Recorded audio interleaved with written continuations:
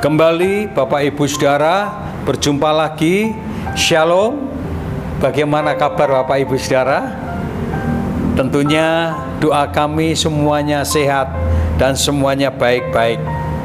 Hidup kita tidak pernah sepi dengan pergumulan. Hidup kita tidak pernah sepi dengan masalah. Tetapi kita melihat bagaimana respon Tuhan ketika murid-murid menghadapi tekanan. Bagaimana respon Tuhan ketika murid-murid sedang menghadapi bencana, bahkan bahaya maut. Nah, hari ini tema renungan saya, Tuhan memperhatikan. Tuhan memperhatikan. Di dalam Matius 14 ayat 24 sampai 27. Ini yang kita bacakan. Demikian firman Tuhan. Perahu murid-muridnya sudah beberapa mil jauhnya dari pantai dan diombang-ambingkan gelombang karena angin sakal. Kira-kira jam 3 malam datanglah Yesus kepada mereka berjalan di atas air. Ketika murid-murid melihat dia berjalan di atas air, mereka terkejut dan berseru, "Itu hantu!" Lalu teriak-teriak karena takut.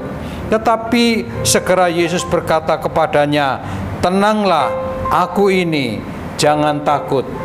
Satu respon Tuhan yang luar biasa yang tidak bisa dikerjakan oleh manusia. Bagaimana Tuhan Yesus sedang berdoa di bukit, sementara murid-murid sedang menyeberang untuk pergi jauh dari bukit itu.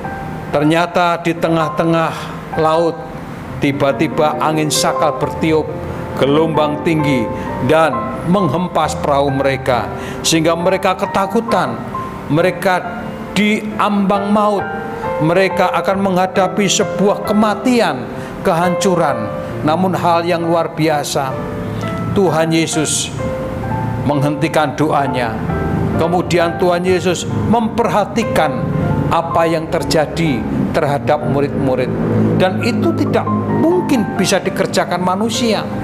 Penglihatan manusia terbatas, namun Tuhan yang Maha Tahu, Dia bisa melihat dimanapun, kapanpun, dalam situasi seperti apapun, Tuhan sanggup melihat. Waktu itu hari sudah malam dan tidak ada listrik, tidak ada mercusuar untuk bisa menerangi dan mencari pertolongan. Tetapi apapun yang terjadi, Tuhan tetap bisa melihat, sekalipun mata manusia tidak bisa melihat. Ini yang perlu kita tangkap. Sehingga ketika Tuhan melihat murid-murid sedang dalam bahaya, apa respon Tuhan? Ini Bapak Ibu Saudara yang perlu kita perhatikan.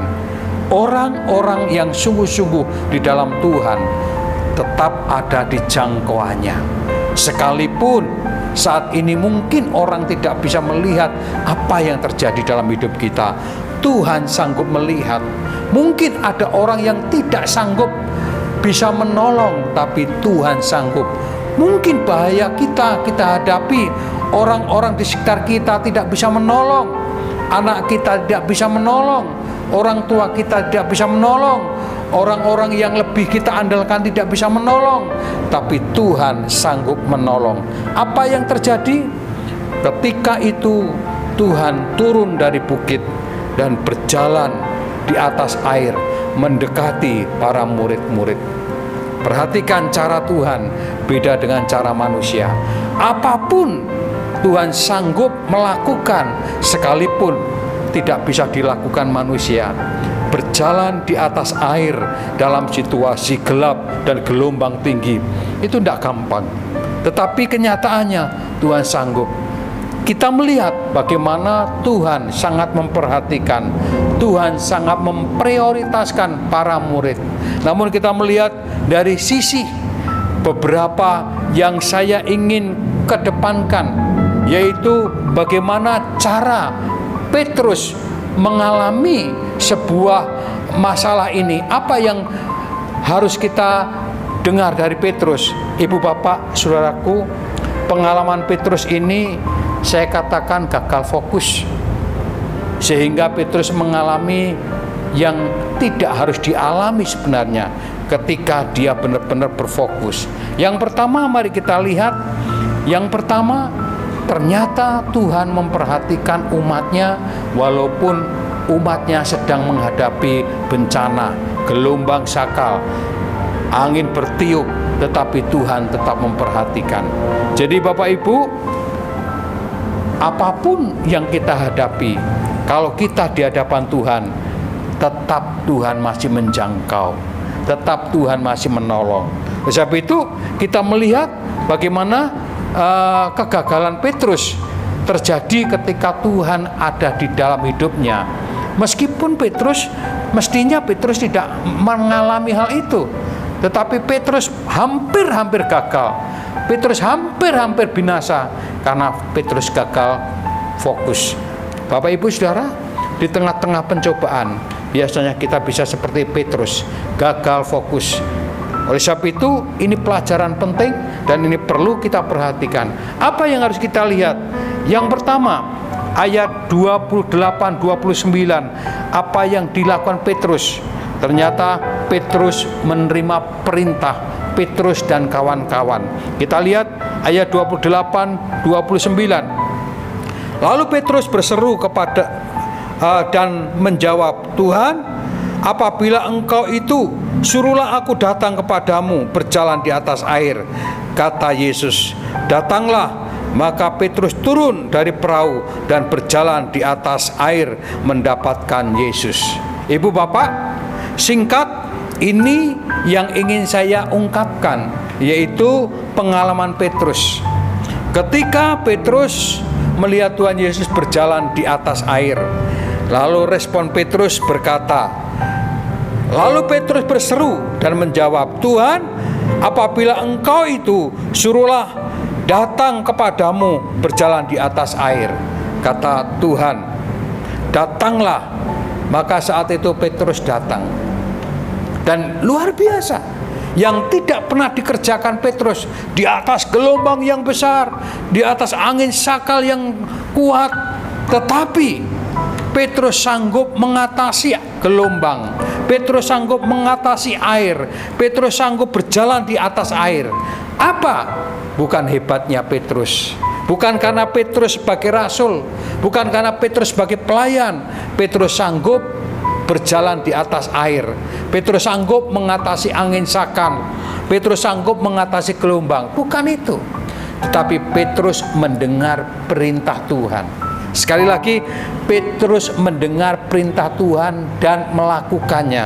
Ketika Tuhan berkata, datanglah, dan Petrus datang melihat Tuhan. Kita lihat di sini. Mari kita belajar satu pelajaran yang luar biasa.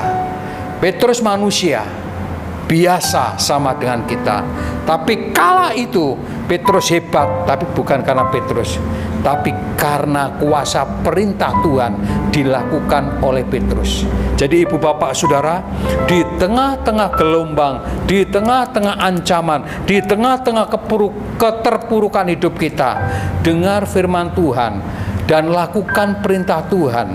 Di sana ada kekuatan, di sana ada mukjizat, di sana kita bisa mengatasi gelombang, mengatasi angin sakal, dan kita bisa menginjak air tidak tenggelam. Itu yang pertama. Jadi mendengar dan melakukan perintah Allah itu yang terpenting. Bukan karena kondisi Petrus sebagai pelayan, sebagai hamba Tuhan, sebagai rasul, bukan. Tapi Petrus mendengar firman Tuhan dan melakukan, itu tanda bahwa itu juga bisa terjadi atas hidup kita. Mulai hari ini, mari kita belajar untuk mendengar suara Tuhan dan melakukan dengan mantap. Pandang Yesus, pandang Yesus, pandang Yesus.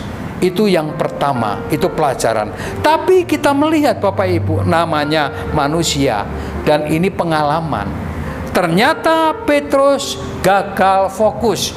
Ini yang ingin saya titik beratkan. Mari kita lihat yang kedua. Ya, Petrus gagal fokus. Tadi yang pertama, Petrus mendengar perintah dan melakukan, maka mukjizat luar biasa yang tidak mungkin jadi mungkin. Yang kedua, Petrus gagal fokus. Ayat 30 bagian A saya akan bacakan. Ayat 30. Tetapi ketika dirasanya tiupan angin, takutlah ia dan mulai tenggelamlah. Jadi Bapak Ibu Saudara, ini seringkali terjadi dalam kehidupan kita. Baik ini pelajaran yang penting, ini sudah dialami oleh Petrus. Dan ini juga banyak dialami oleh kita-kita. Ketika masalah datang bertubi-tubi, ketika angin kencang menghembus kita, ketika gelombang tinggi menerpa kita, seringkali kita tidak memandang Tuhan, tapi kita merasakannya. Mulai berpikir, kemudian masuk ke hati, kemudian kita naikkan, turunkan, kemudian kita berpikir dampaknya, akibatnya, kemudian kita takut. Coba andai kata waktu itu Petrus tidak merasakannya. Petrus, kita lihat ayat 30 tadi, ya. Petrus tidak merasakan tiupan angin. Petrus tidak melihat gelombang laut, tapi Petrus fokus kepada Tuhan. Mungkin beda. Ibu bapak saudara, bukankah ini pelajaran yang luar biasa? Sering kita gagal fokus ketika melihat masalah. Sering kita gagal fokus ketika bencana terjadi. Sering kita gagal fokus ketika gelombang datang. Kita tidak melihat Yesus bersama kita di tengah-tengah gelombang itu. Dia datang dari bukit, dia berjalan, dia menghampiri kita. Itu Yesus. Jadi ketika ada masalah, pasti dia ada di tengah-tengah masalah kita. Dia berjalan mendekati kita, dia menghampiri kita. Tapi sayang, waktu itu Petrus hebat ketika Petrus melihat Yesus. Tetapi Petrus sekali lagi manusia, gagal karena Petrus mulai merasakan, Petrus mulai berpikir, hati mulai khawatir dan takut dan cemas. Dan akhirnya apa yang terjadi?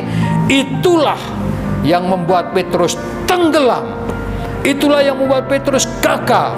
Jadi mari kita gunakan satu, mata, pikiran, telinga, ucapan, perasaan, hati, fokus kepada Tuhan ketika gelombang terjadi atas kita. Jadi ingat, ada beberapa, pakai telinga kita untuk mendengar firman, jangan mendengar yang lain. Pakai mata kita untuk tidak melihat gelombang, tapi melihat Tuhan Yesus. Pakai perasaan kita untuk yakin bahwa Yesus beserta, bukan keadaan dan akibatnya. Itu yang membuat Petrus tenggelam. Dan apa yang terjadi? Kita lihat hal yang luar biasa. Yang ingin saya katakan, Petrus segera minta tolong. Itu yang kedua. Dan yang ketiga, maksud saya, Petrus segera minta tolong. Ayat 30b dan 31. Demikian firman Tuhan. Kita lihat ayat 30. Ia mulai tenggelam lalu berteriak, "Tuhan, tolonglah aku." Segera Yesus mengulurkan tangannya, memegang dia dan berkata, "Hai orang yang kurang percaya, mengapa engkau bimbang?" Nah, jadi ada satu teguran, "Hai orang yang kurang percaya, mengapa engkau bimbang? Lihat aku, jangan lihat gelombang. Rasakan aku hadir, jangan rasakan masalahnya." Dan itu yang membuat kita ini tenggelam, kita ini tumbang. Puji Tuhan, Petrus segera minta tolong. Bapak Ibu, saudaraku, kita melihat ketika kita sudah hampir tenggelam, jangan diam. Segeralah berteriak, minta tolong. "Yesus, tolonglah aku." Bagaimana caranya? Masih ada banyak teman-teman kita yang sanggup memberikan kita nasihat. Mungkin pendeta, mungkin pelayan Tuhan, mungkin yang lain. Datangi dia, minta bantuan. Dan di sana nanti akan ada persekutuan. 2-3 orang berkumpul bersama-sama, Allah hadir, dan kehadiran Allah menyelamatkan. Dan Bapak Ibu, itulah sebabnya mari Tuhan memperhatikan orang-orang yang dikasihi. Walaupun dia sedang menghadapi masalah, ternyata Tuhan tidak menghindar. Tuhan datang di tempat masalah itu, seperti Petrus didatangi di mana Petrus sedang punya masalah. Namun kita melihat ya, jatuh bangunnya Petrus ini menjadi perenungan kita sendiri. Pertama, kalau memang kita ingin maju, dengar perintah dan lakukan. Yang kedua, kalau ada angin saka, gelombang tinggi, jangan melihat itu, lihat fokus kepada Yesus. Kalau sampai kita masih tidak bisa berbuat apa-apa, berdoa, doa puasa, doa bersama-sama, itu lebih bagus. Seperti apa yang dikatakan Petrus, Yesus tolong aku. Ini seruan. Sebab itu seruan kepada Tuhan itu lebih baik daripada seruan kepada saudara-saudara kita untuk minta tolong.